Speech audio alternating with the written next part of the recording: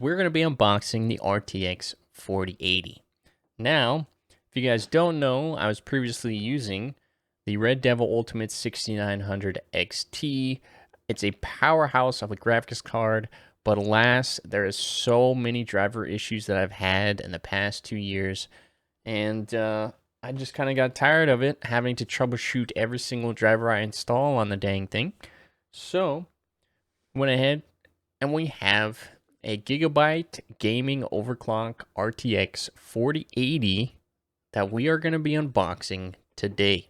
Yes, it is Christmas Day. Yes, I got some hats, and I picked up some guys from Nintendo World because I went there a week ago. They're stinking awesome. But alas, let's unbox this stinking monster. An absolute stinking monster of a graphics card. I thought the 6900 XT was huge. Holy manoli spagolis.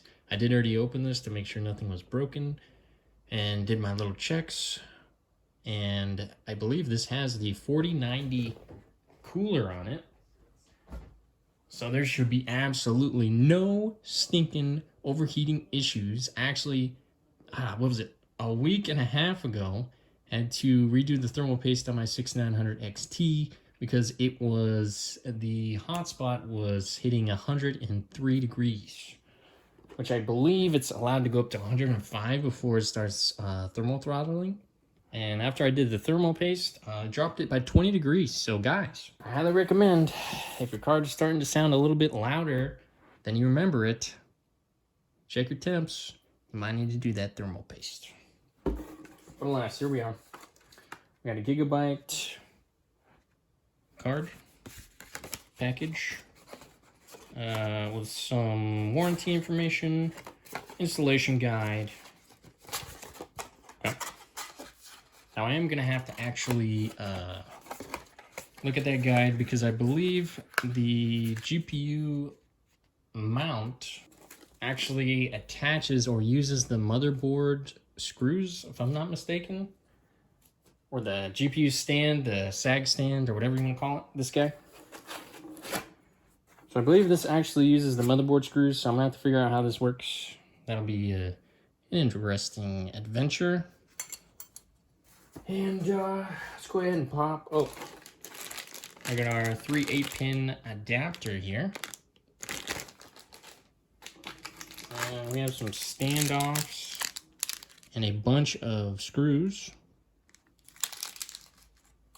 And we have the absolute stinking monster, the Gigabyte RTX 4080 Gaming Overclock Dual BIOS. Pop this bad boy out here. Now, I do need to be careful because the back plate actually has a big section cut out for the air to pass through more easily through the fins. And I don't want to bend any of those fins. So, I'm going to be very slow and careful here. This is what I was talking about. This is all open. You do not want to stick your hand in there and bend those bad boys.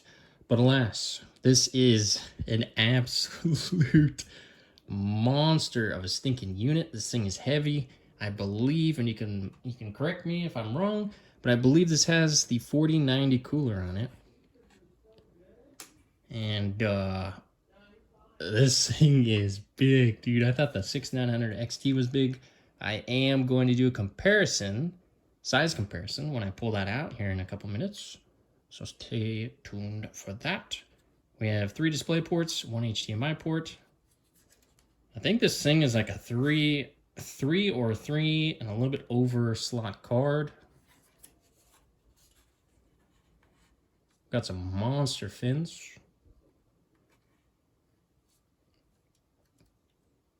Just an absolutely massive graphics card. Alright guys, I'm going to go ahead and pull out my 6900 XT. We'll do a size comparison, and then we're going to slap this bad boy in. I will say in the 2 weeks that I've used the 4080, the performance increase was quite noticeable. I have not noticed any ghosting in DLSS.